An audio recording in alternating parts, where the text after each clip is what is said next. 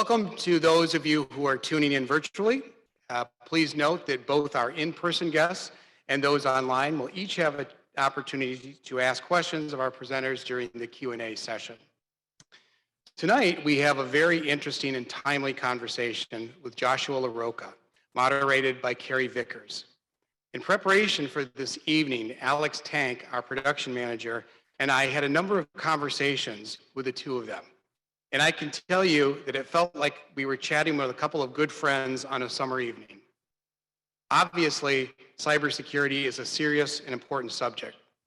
And I can guarantee that you will leave with information tonight that will make a difference when considering today's geopolitical landscape and also your own habits on the web. As journalist Nick Joaquin once said when speaking of technology, the point is not how we use a tool, but how it uses us. Tonight's moderator, Kerry Vickers, is the Chief Information Security Officer at Aunalytics. Vickers specializes in network infrastructure services, solution consulting, technical training, virtualization, and application delivery solutions, network security services, IT services management, Citrix solutions, and compliance leadership. Joshua Larocca is Managing Director at Stroz Friedberg. He specializes in complex investigations on behalf of corporations, law firms, and financial service firms. He concentrates on financial crime, internal fraud investigations, investigative due diligence, and corruption matters. Mr. Larocca brings a diverse public and private sector background to his engagements. Prior to joining Stroz Friedberg, Mr. Larocca served as a trial attorney in the counterterrorism section at the Department of Justice, responsible for investigating and prosecuting international and domestic terrorism cases, including terrorist financing, material support, money laundering, and economic sanctions matters. From 2002 until 2006, Mr. Larocca served as an assistant district attorney in New York County, where he prosecuted a broad array of violent crime, identity theft, and domestic violence cases. Earlier in his career, Mr. Larocca worked at Citibank, Russia, first as chief of staff to the CEO of the bank and later as a relationship manager. Welcome, Kerry, and welcome, Josh. So this discussion, we're going to jump right in and talk a little bit about the quiet war of cybersecurity. And I think one of the best places to start is really just to start around a conversation related to what's happening in security as far as the overall threat landscape today. So Josh, what is your take on that? Great, thanks, Kerry, and thanks to everyone for having me. Jim, thanks very much for the introduction. It's a pleasure to be here. I'm sorry I'm doing this virtually and don't have a chance to be in the auditorium, sample some of the snacks, and meet everyone in person. Perhaps next time. I'm called in here from New York City, and you know, I saw on the slides as they were coming up that the next presenter, the next conversation you're hosting in June is called a Foreign Affairs Mashup, and I think we could easily also call this a cybersecurity mashup. I mean, there's just so many different topics to cover, from the enterprise level, the corporate level, to the individual, as Jim mentioned in his introduction, how cybersecurity impacts us all as individuals in our daily lives, when we travel and so forth. And hopefully, Kerry, I think we're going to try to cover as much of this as we can in the time we have. But to your question, and to get us started, which I think is an absolutely a terrific spot to start a conversation about cybersecurity. You know, in many ways, it's secure from what, right? What does the threat landscape look like? Who are the threat actors? And I work in a consulting firm, and we advise companies all the time about how to get prepared for the threat landscape that's out there. And so the two words that I would use to describe the current threat landscape when it comes to cybersecurity is robust and sophisticated. And what do I mean by that?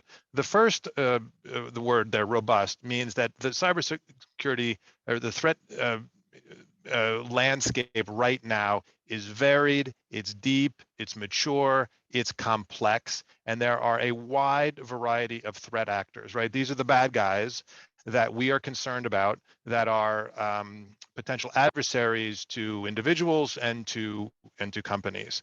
And in broad strokes, you can say that they fall into a couple different categories. you have state actors that have malicious intent for either commercial reasons, maybe such as North Korea, or geopolitical reasons such as Russia, and have sophisticated arsenals, cybersecurity talent at their disposal that operates on a spectrum, somewhere between, on the one hand, certain state apparatuses that work directly for the government of a particular country that are working at that direction, all the way over to certain types of non-state actors that may have a loose affiliation or some affiliation with state actors, or maybe operating entirely independently, like certain criminal groups that are entirely motivated by financial crime, financial gain, and the ability to earn money. And we can talk about how they get paid, but to earn money basically through different types of malicious cyber activity. And so when we look across the landscape, and I think probably the audience knows just from staying current on current events and reading the newspapers, is that there is just a really consistent drumbeat and pattern of malicious cyber attacks directed against not just individuals and entities in this country, but certainly around the world. And again, the motivations vary, but they're consistent, they're widespread, and the tools, and this is the second word I used, which is sophisticated, the tools that are used, the malware, the ransomware, and we can talk about some of the particular types of activity that are sort of top of the charts these days, are very, very sophisticated, right? And it becomes this sort of increasing game of cat and mouse between the threat actors, the bad guys, and those of us who are on this side of the fence, who are like Kerry, a chief information security officer, like me at a consulting firm that helps companies, our friends and partners in the government and law enforcement, in the intelligence community, that are trying to stay one step ahead of, again, a very sophisticated, very deep, very dispersed and diverse group of threat actors that has made it its mission to launch attacks for a variety of purposes. And I should also add, maybe as a footnote, but maybe not even a footnote, certainly the prevalence when we talk about the threat landscape are financially motivated actors, right? Who are looking to get paid in some fashion. There are other types of actors out there that are motivated by other types of interests, including political motivations, activism, right? People have certain causes and groups have certain causes that they believe in greatly, and they may think that taking some sort of malicious activity online or attacking a particular company for what it does is in furtherance of a political or ideological agenda. And there are other groups that are purely bent on destruction, right? We just want to destroy the operations or disrupt the operations of a particular group or company or institution, right? So the motivations certainly vary, and we've seen all of these different types of group active in the last number of years, but certainly at the top of the list are the financially motivated actors, and we see a lot of them. Sure. So that certainly mimics what I'm seeing in the threat landscape from what my company deals with on a regular basis. You know, one of the interesting topics related to, and a lot of people don't realize this, is that many of these organizations are essentially syndicated crime units that literally have hacking platforms, and they use and leverage these hacking platforms in the cloud, literally subscribed monthly services that you can get support, you can get reconnaissance and so forth.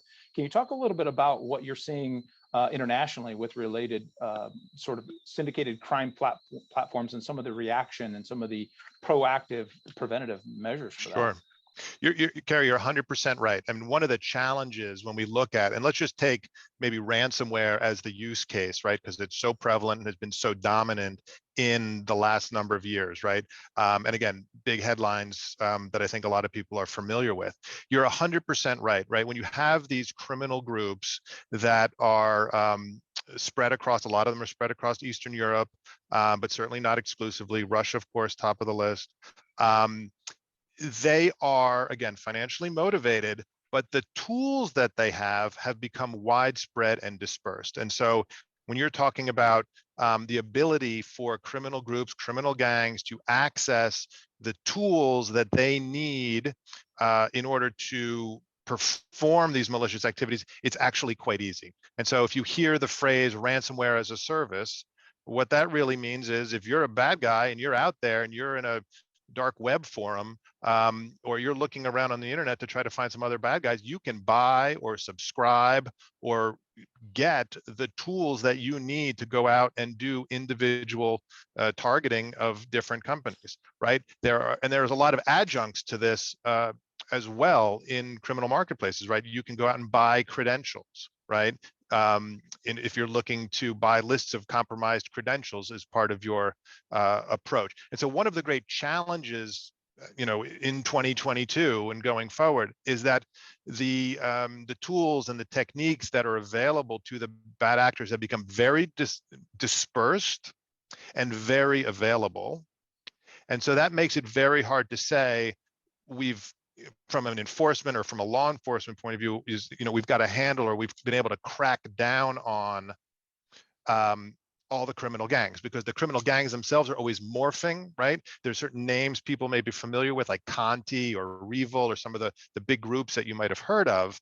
But these groups, again, they're very hard to track in terms of who are the individual members, who's in a group, who's out of a group, who are the splinter groups that disband, reform, and where their motivations and allegiances may lie. And again, as I mentioned earlier, some of them are entirely criminal and independent. Some of them are sort of quasi-independent and have certain affiliations with certain state actors or state organs in Russia, for example. But to your point, to your central point, a lot of the tools are out there. They're easily obtainable. And that makes it one of the great challenges from an enforcement and interdiction point of view, which is how do you stop sort of the proliferation of the tools that the bad actors are using. Yeah, speaking of challenges and a business focus, many people are unaware that even though someone should make an infiltration or breach a network infrastructure, for example, it's the detection piece that's the key. Because if you can't detect when someone has breached the infrastructure, breached the border or perimeter, whereas now the perimeter extends to the end user's desktop, it's really the data. There's no longer this perimeter, this paradigm of a perimeter-based network security. It really has to be focused on the data. So what should businesses be focused on to improve their security posture and manage risk in this environment?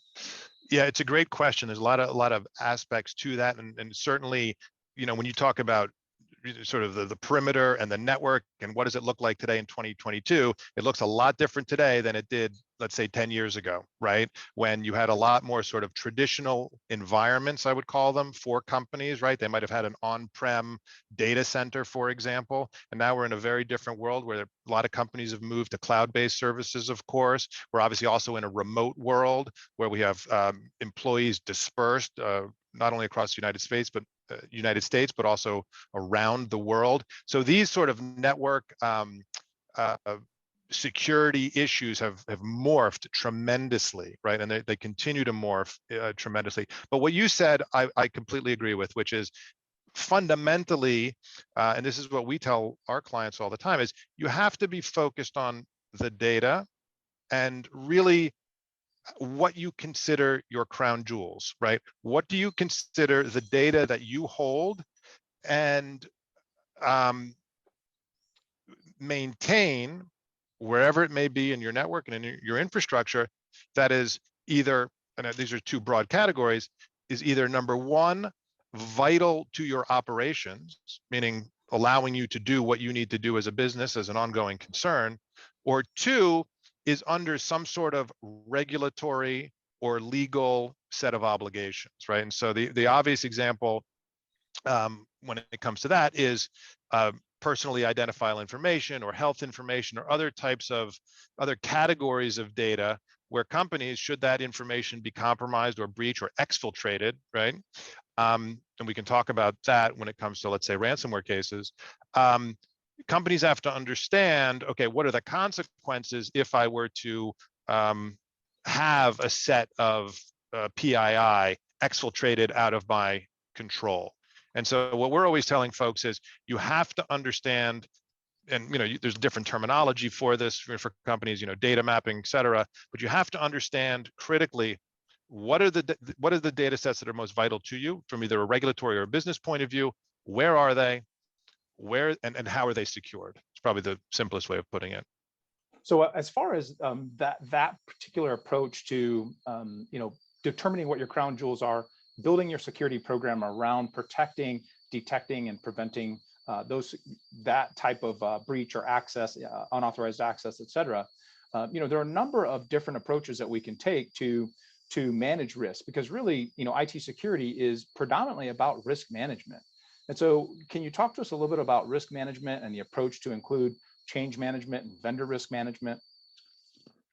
Sure. You're absolutely right. We're not in a zero risk world, right? We're all in one way or another, and who are involved in this. We're in some sort of a risk management posture, right?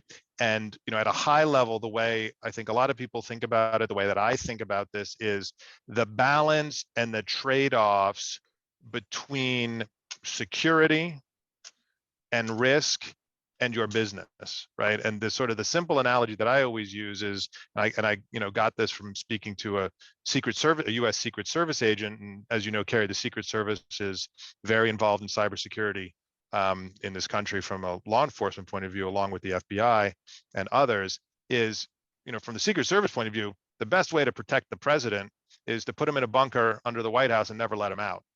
But that's also not, that's incredibly effective from a security point of view, but it's also not practical. It's not politically practical. It's not practical from a leadership point of view, of course, right? It's sort of a silly but obvious analogy. And it's the same thing when it comes to, I think, this types of security, right? There are things organizations can do to make themselves a fortress, but also make themselves a highly impractical place to work and get business done and have clients and customers and all of that stuff, right?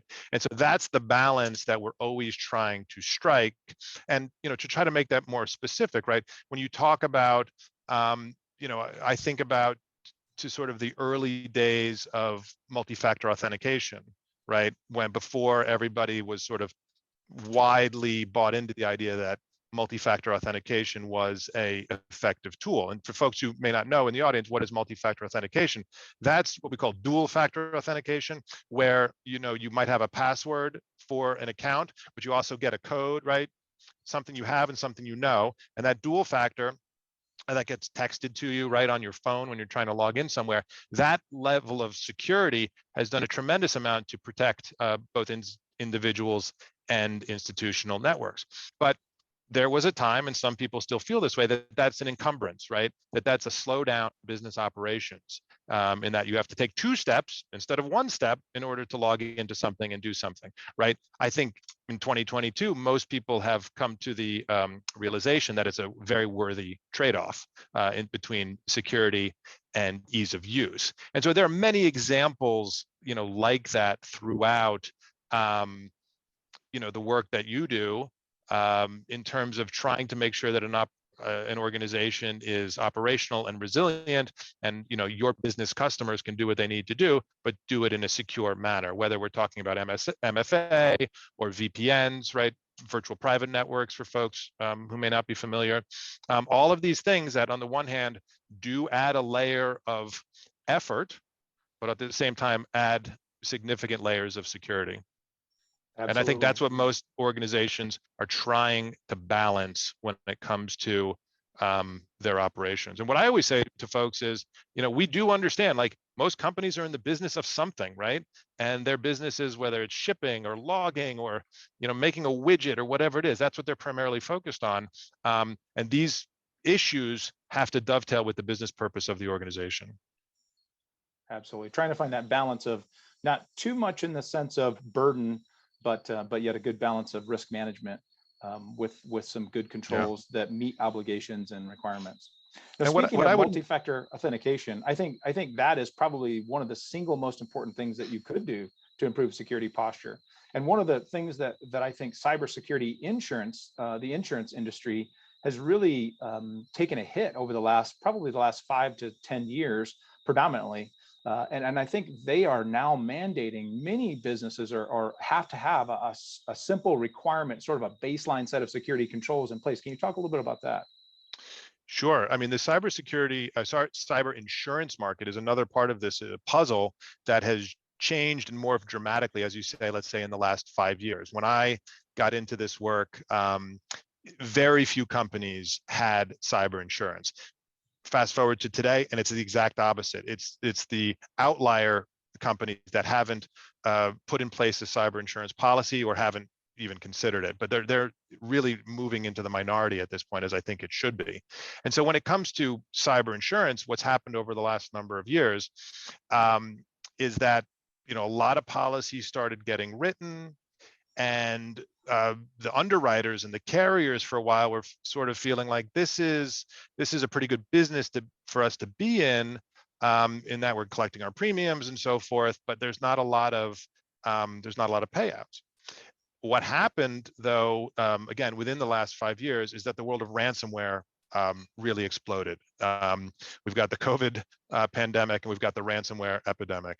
And it really started to take over in terms of the number of companies impacted. And so what that meant was that the underwriters really started to pay out in ways that they hadn't been necessarily expecting, and the actuarial models had not necessarily forecast. A lot of the early ransomware cases, if you go back, were for really low dollar amounts. And of course, today we see ransomware cases well into the 6 figures and well into the 7 and 8 figures, even in terms of demand and ultimate payout. So that landscape in the last couple of years has morphed dramatically. And what that's meant is a couple things when it comes to insurance, and I promise I'll bring this back to MFA.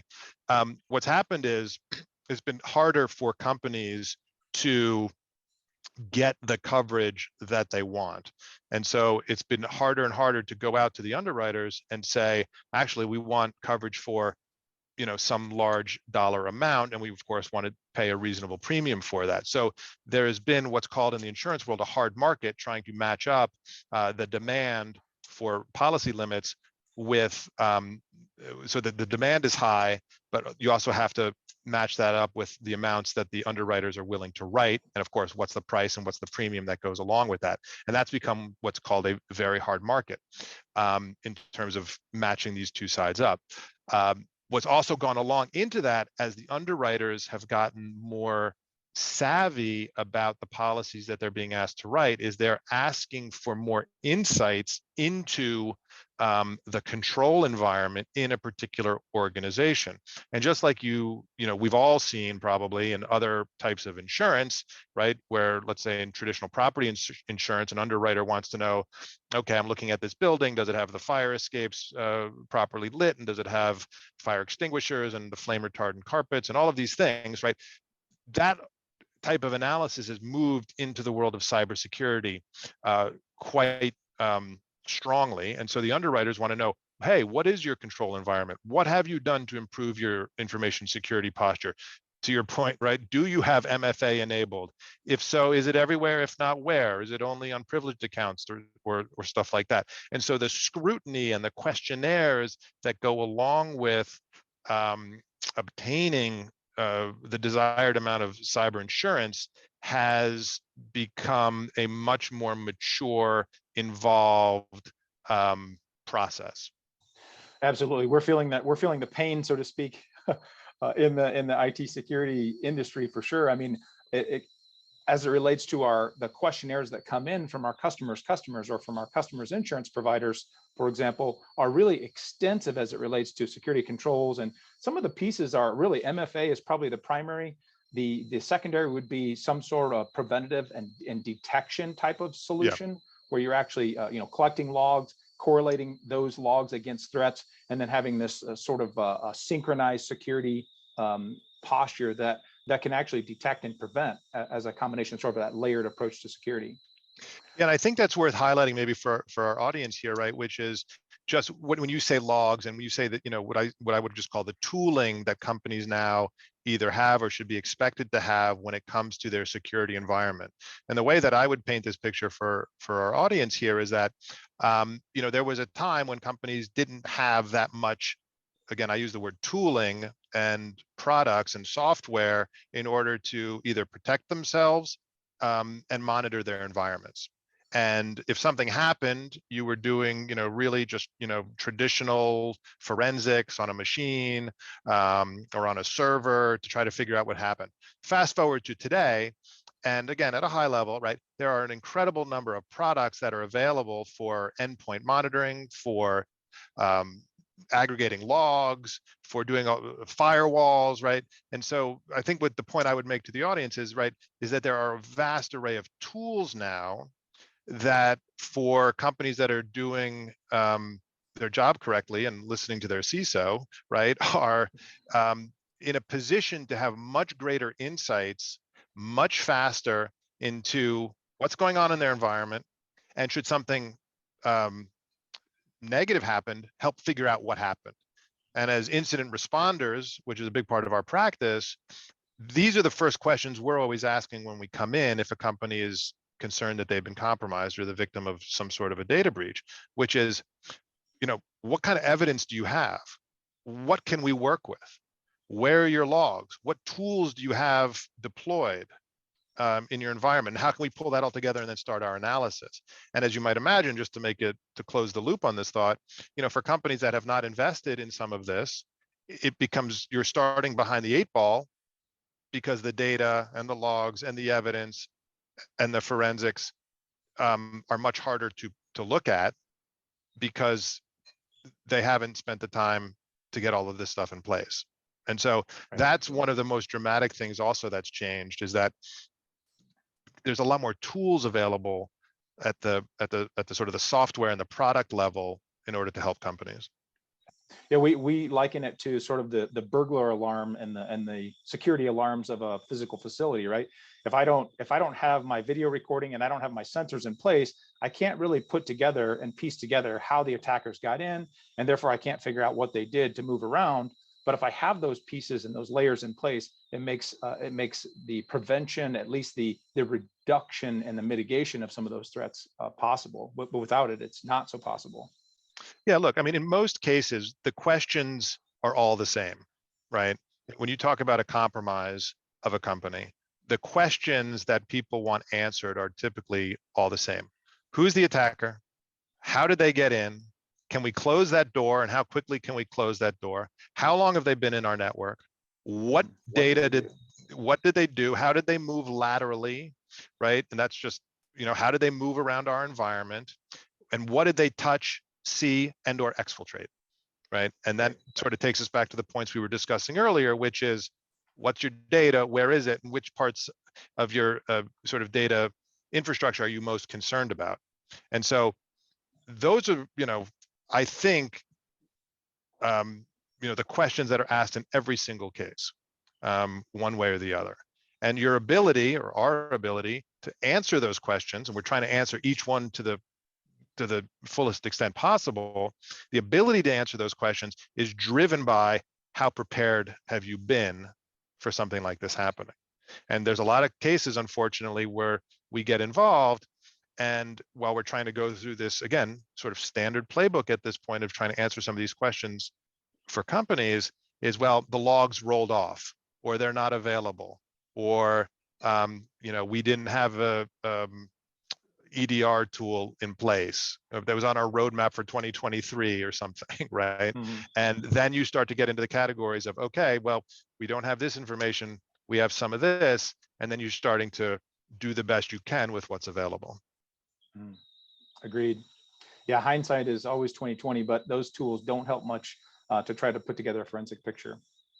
Yeah. So changing the topic a little bit, what about for the student population in the audience? What are some of the types of skills, and what types of skills would the students need to prepare for this type of industry at this point? Yeah, it's a great question. And I mean, there are so many ways, I think, if you're coming out of school or you're thinking about a major, to get into, let's just call it cybersecurity, as a field, right? And a lot of these are disciplines that, just didn't exist in the same way, 10 plus years ago. So for example, our firm and our business stood up really around digital forensics. And digital forensics is still a critical discipline for what we do, right?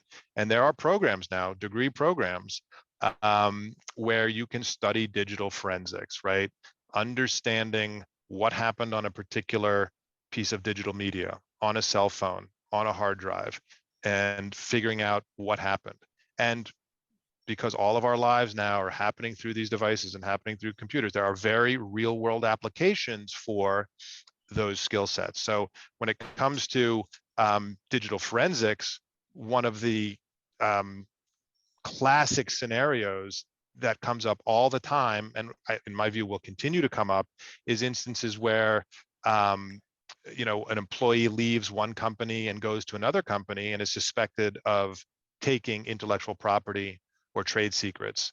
And typically the evidence trail where we start when we look at those cases is on that individual's corporate devices, right? And so the ability to go on to an individual's corporate computer, not just look at his or her email, right? That's not what necessarily all I'm talking about, but I'm talking about looking at browser history and USB activity and deletion history and all sorts of things that we looked at from a forensic point of view. Those sort of bread and butter building block forensic skills are absolutely vital. And I think will continue to be vital for, you know, any amount of time going forward. And of course, you know, the adjunct to digital forensics has become the world of incident response. And that is the discipline now of coming in, you know, you're the fireman, you're the firewoman, you're the person who's coming in to investigate what happened at a company when they're breached. And that is now a discrete discipline that just didn't exist any number of years ago. And you can go to school for that now. And I think, again, for the reasons we discussed earlier in terms of how easy it is for the threat actors to continue to propagate these types of attacks, that's not going away either. And so I think, you know, those are definitely skills now that I would invest in if I was a student coming out of school presently. Absolutely. Some great opportunities out there in the job market for security professionals, for sure. What about as it relates to personal security hygiene? I know this is more of a business sort of an audience, but certainly personal security hygiene is something that people oftentimes overlook and they just sort of push it off, like, you know, nobody's going to target me personally. So what advice would you give attendees to ensure that they're practicing good security hygiene? Yeah, I mean, they're in some ways these are different topics between personal security and corporate. The corporate issues we've been discussing. In some ways, they're not, because, and Kerry, I think you know this very, very well, right? A lot of compromises that impact companies, right? Really bad things have happened to really big companies through really poor choices by individuals, right? And so people, I think, are somewhat surprised in my experience to find out that really significant data breaches and ransomware cases for companies begin because an individual at that company was not sufficiently educated or trained on phishing, right? That's the classic example, that somebody fell for a phishing email, right? And if that person falls for that phishing email on their corporate email account and starts the chain of events that leads to something unfortunate, that same person can click on a phishing email in their personal life and also lead to something really unfortunate in their personal life. So a lot of the best behaviors and sort of information security hygiene that we preach in the corporate environment is also as applicable to your individual security. But the assessment about how you think about your information, your personal cybersecurity, in many ways mirrors how you think about an enterprise security. What are your risks? So are you someone who travels? Do you travel to high risk jurisdictions? And if so, do you bring your personal devices and do you connect to the hotel Wi-Fi? And are you trying to do your online banking from, you know, from the Starbucks in the airport in, you know, pick a country? And so these things are all related. Obviously, and of course, you know, sometimes people have one device that has both their corporate email as well as their their personal email, right? Bring your own device policy for some companies. And so these are in some ways separate issues, but they're also intertwined issues. And what I tell folks at a high level is, you may find yourselves in situations where the best solution, the best security solution, is to use less technology, to to take that trip without your laptop, right? And to think proactively about what networks you're getting your phone onto, right? We're so used to now, and we're so addicted to the ability to be anywhere with Wi-Fi, but in many ways that's just a that's just a portal into everything on your device. Certainly, individuals should be thinking about personal VPNs. I think is a very strong recommendation at this point, right? You can get, folks, you can not, VPNs are not just for large corporations, right? You can have a VPN as an individual, and that's certainly something to think about. Right. Yeah, a lot of this comes down to a healthy dose of paranoia. I mean, ultimately, we don't want to be paranoid, but honestly, a healthy dose of paranoia is required in order to really think about what are my habits, and just to pause and be thoughtful about, the actions like clicking on an email, or can I just take an extra moment and hover over that link to make sure that really is going to the corporation that actually that claims that they sent that to me? Same thing with web browsing, being conscious about just not, inadvertently clicking on an advertisement or clicking on a link that you don't actually trust or have any inside knowledge about where it came from, where it was sourced from. Yeah, and another sort of use case example that we see a lot of, that sort of we see both in the corporate side and we also see in the individual side, is what's called business email compromise, or BEC, or wire transfer fraud schemes.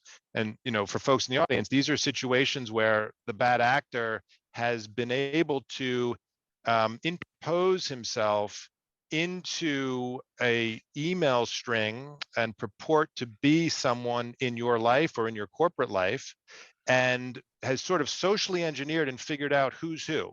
And their goal is to cause you to wire out money, is probably the simplest way of putting it.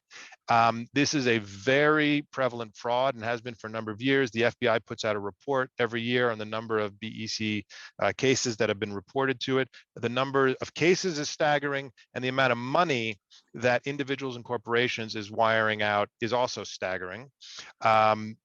Just based on, somebody sent me an email, and this is somebody I purportedly know, but it's not usually, in all the fraud cases, it's the bad actor purporting to be either your controller or your accountant or your CFO, and they're saying, oh, wire out that X number of dollars.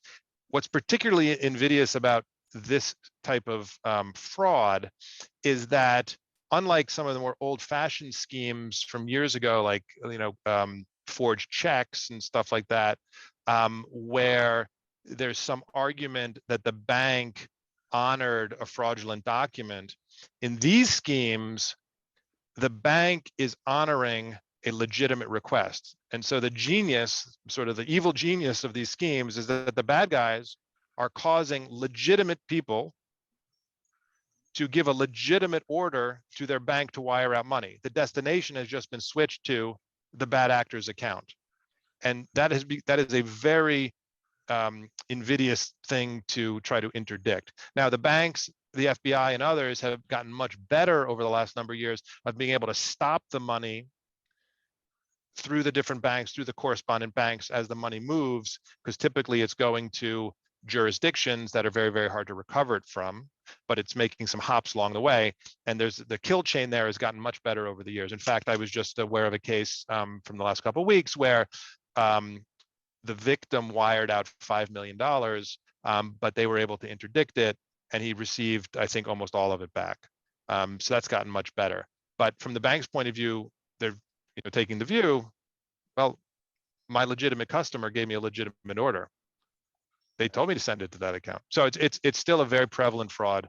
And again, talking about individual security, I would just encourage people to think about that.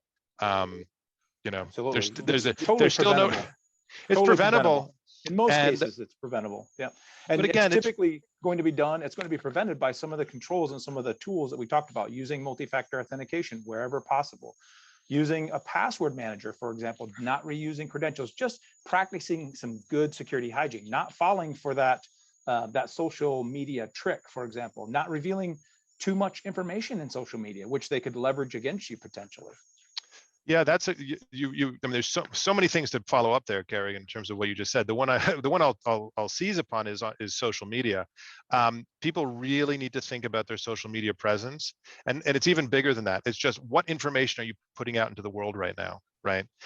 Because bad actors are so good at aggregating it and then targeting. And so one of the questions we always get is, I'm not a famous person. I'm not a rich person. I'm not Goldman Sachs. I'm not whatever, right? Why would I ever be targeted, right? The targeting is so widespread at this point and so sophisticated. Yeah. It's opportunistic, and it crosses platforms, right? I mean, there's spoofing on LinkedIn. It used to just be confined to fake emails and fake profiles. Now there's fake faxes, there's fake phone calls. I mean, it's so multidimensional at this point. That, to your point, which I will just echo completely, basic hygiene never goes out of style. It absolutely doesn't. And some old-fashioned things never go out of style. Meaning, yeah, it's great to be able to go online and authorize a wire transfer just from your online, bank account. It's a great convenience for all of us, right? What's also good? Walking into your bank branch and seeing, the bank manager or teller you've known for 20 years and doing your transaction that way, right? So that's one way of dealing with some of these security threats. Well, this has been a great discussion. I'm not sure if we're at the time limit here, but I think we're probably close. Are we Jim, getting Thank you very much, are we getting Kerry, close? and thank you, Josh, for that very interesting aspect of cybersecurity and where it's been, where it is, and where it's going. So now we're going to take some questions from the audience, and we'll start, as we always do, with one from online. We'll start with that. It's from Marcia Curran, and Marcia asks, I would like the speaker to address the question of the Pegasus program that has been used so widely, sold by an Israeli company. It seems to be a very easily misused program that is very dangerous. Josh, what's your call on that? I think I know what the Pegasus program is, but I'd love to hear exactly what the questioner had in mind. I believe Pegasus is some form of spyware. I don't know, Kerry, if you're familiar with Pegasus. I'm not familiar with it, actually. Okay, well, we'll ask Marcia to resubmit some more information on that, and we'll go to another question that she also had. What are the main vulnerabilities of the U.S. government with respect to cybersecurity that you see? What do you see the government doing well to protect us from the hazards of cyber attacks? Well, the government's big, so that's a big question. But let me give you some thoughts. Let me try to make it a little bit more specific. As I think people have, can sort of ascertain from some of the things I've said, right? Ransomware remains just a massive threat. And when you look back over the last 12 months, the last 18 months, and I'm just using this sort of as a use case, the US government has started to do really across agencies, just a tremendous number of things to counter the ransomware threat. And so when you look at some of the things that have come out from the White House through executive order, if you look at some of the things that have come out from CISA, from the Cybersecurity Infrastructure and Security Agency, if you look at what's come out from the Department of Justice, whether you're talking about like a ransomware task force or so forth, there have been a lot of things that the government has done to try to interdict this threat. And I'm a pretty big believer that when the US government gets concerted with its effort, it's going to have an impact. Like I said earlier, I don't think ransomware is going away, but I also think we are going to see an impact here. You've seen the ability to trace, in some cases now, crypto payments. in ways that have never been done before, and to recover certain funds in certain cases. So I think that was the second half of the question, which is what is the U.S. government doing about certain threats. I think the first part of the question was, what are the threats to the U.S. government? And those, they're myriad, and there's so many different ways to look at that lens, right? So, I can just give you a couple different, ways of thinking about it, right? You can think about it from a economic espionage point of view, right? One of the few sort of bipartisan areas of consensus these days in Washington is around the Chinese economic espionage threat. And there's been a number of initiatives and bills coming out of Washington to try to address that. One area where we see that sort of play out in practical terms is in the area of sort of the enhanced efforts by CFIUS, which is the U.S. government's Committee on Foreign Investment in the United States, which scrutinizes foreign investment in U.S. companies for national security purposes. And a lot of the cases that are now falling within the ambit of CFIUS are around questions of data security and cybersecurity, meaning, again, taking us back to the beginning of this conversation, what is the data, where is it, and who has access to it, right? And there is a concern that in some instances, foreign acquirers may not just be purely commercial in nature, but may also have a state or governmental aspect to it. So that's just by sort of short example, one way of thinking about threats to the U.S. government, to the country that the government is thinking about. Sure.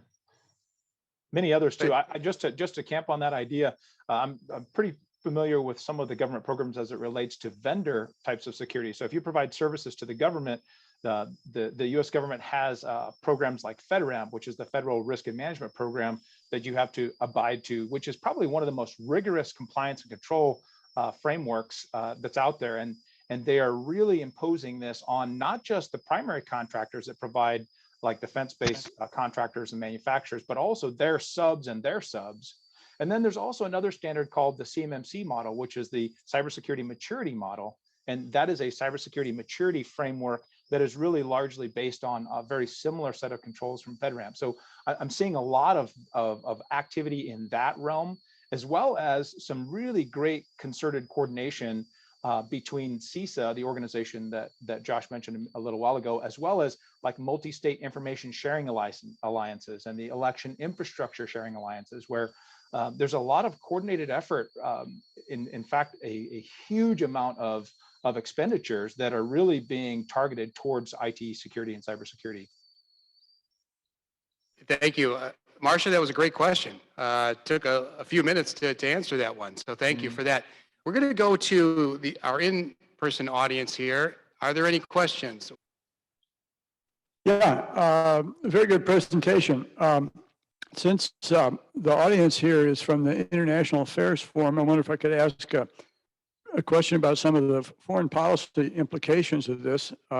Some ways they're obvious, since the bad guys are often in Russia or Nigeria or somewhere, and the good guys are here at home or in one of our friendly countries.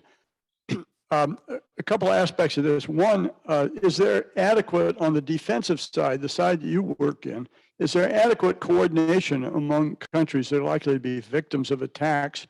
For example, do you coordinate in your work with people in France or Britain or Canada or wherever, or do people in those countries each operate within their own silos, trying to protect their own corporations and ignoring threats to others? The other is, are there things that countries that are likely to be targets of cyber threats can do collectively, like within the G7 or their national legislation or actions through international bodies or treaties or even coordinated counterattacks that can be done? What's the landscape there?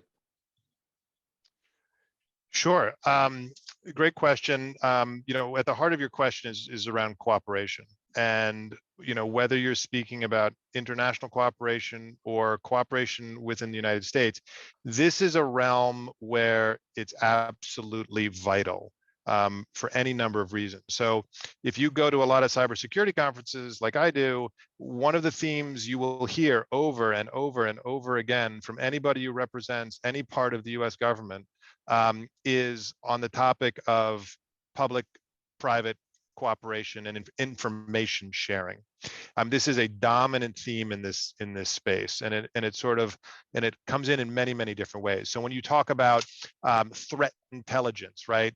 And there's a whole world of threat intelligence sharing when it comes to this organization has seen X and this organization has seen Y, and this group has aggregated this data and so forth. Sharing that information is critically important so that the business community or whatever community you're part of can avail themselves of this information. And there are today many different mechanisms by which different industries share information both amongst themselves and with the government. And the government puts out alerts and they put out advisories all the time. And so that trend line on information sharing has been a steady drumbeat for many good reasons for many years now. And I would say, the proof is in the pudding when it comes to, how we work with the FBI or the Secret Service. So anybody who's in this field these days knows, who to call, how to get the right government resources on the phone, how to coordinate, and how to share information. And again, there are many practical mechanisms, at this point.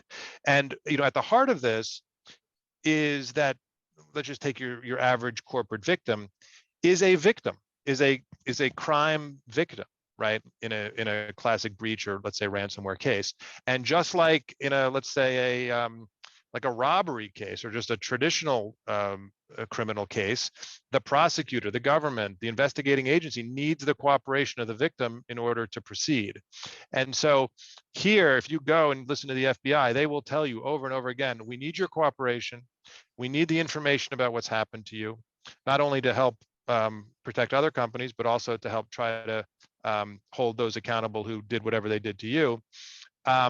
And we're not interested in getting you in trouble, right? There was sort of a phase, it hasn't entirely gone away, but there's been a phase where companies have been very reticent to cooperate with the FBI because they think it would expose them to regulatory or law enforcement scrutiny for having done something improper because they were compromised. And that has hopefully shifted over the last number of years, where companies are seeing the benefits of cooperation and information sharing. In the international space, in many ways, all of these premises hold true as well. They're just a bit more complicated in terms of working with foreign partners. But the themes, I would suggest to you, are all the same. And I think most serious players in all of this understand the benefits of cooperation. It's just logistically and otherwise more challenging. But if you look at a lot of the successful cyber criminal cases that have been brought, and if you read the press releases from the Department of Justice, you'll see that there's typically, or frequently, I should say, a recognition of foreign partner cooperation in order to bring that case. Thank you for that. We're going to go back to the online questions, and I think you just mentioned, Josh, about those in the industry knowing who to call, where to look when they have questions and where to go. And it kind of relates to Kennard's question. He says, are U.S. educational institutions training a significant number of cybersecurity people to fill the demand?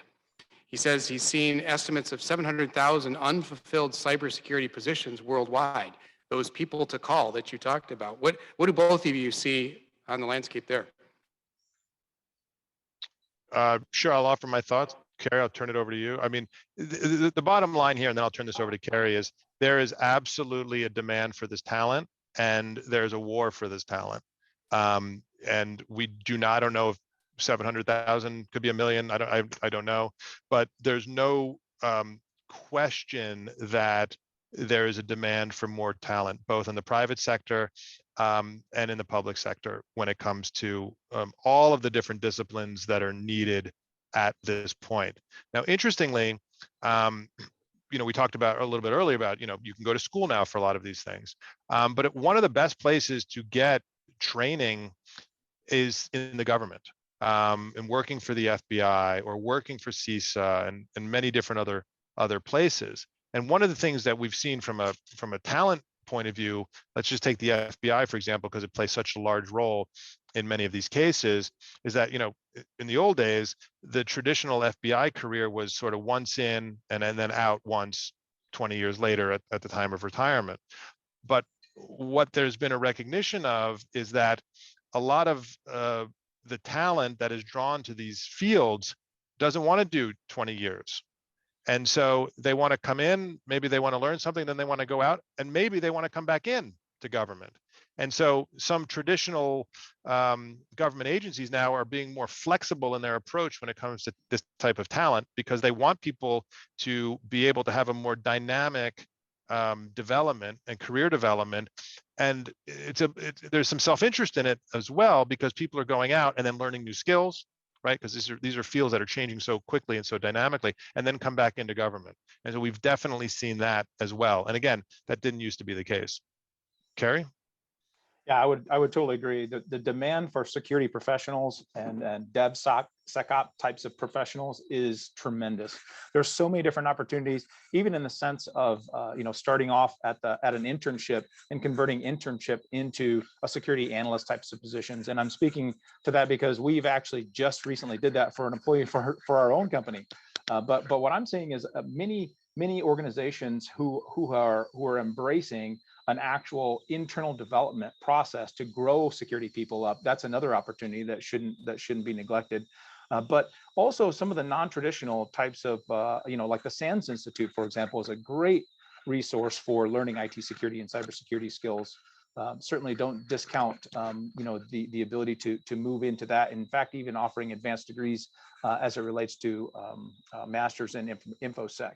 But certainly a huge demand, and many positions are going unfilled just because of the competition in the workforce. And we've even got to the point where we have no choice but to embrace the remote workforce, and really even prefer that, because it opens up the talent pool so much for us as a cybersecurity corporation.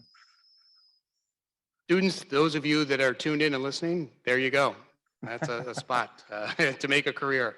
All right, Wyatt, we've got another question right back there. Eleanor.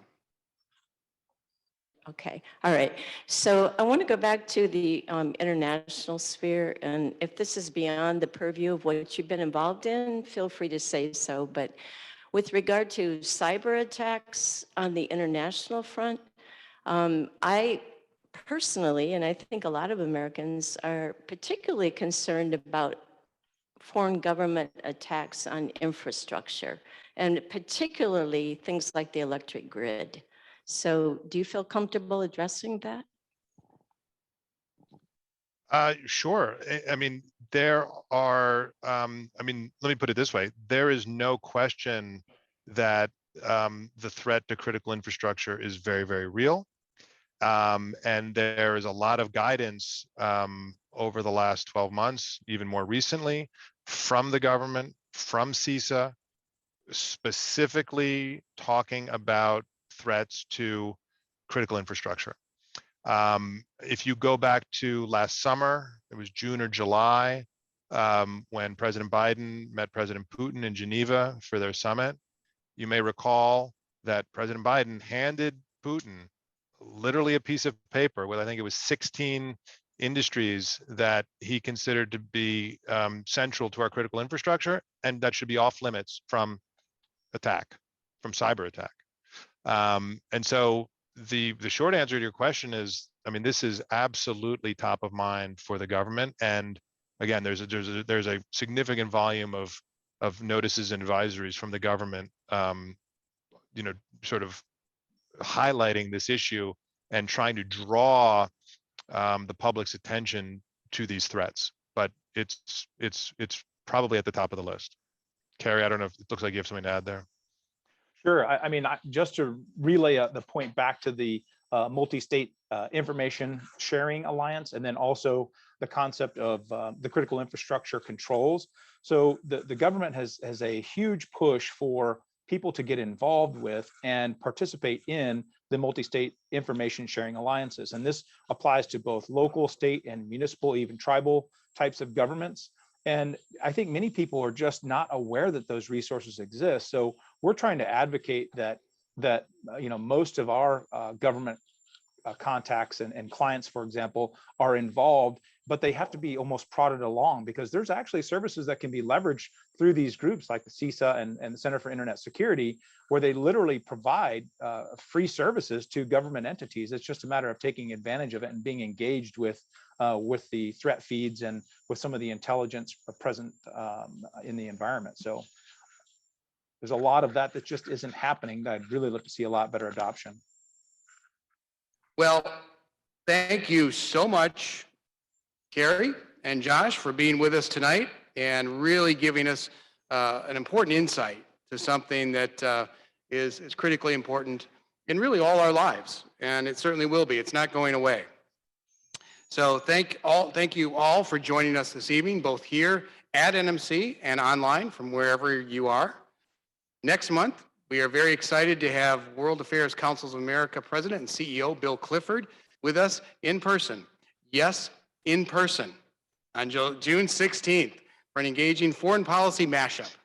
And then in July, and this is very new, join us. We don't usually do a program in July, but this year we are.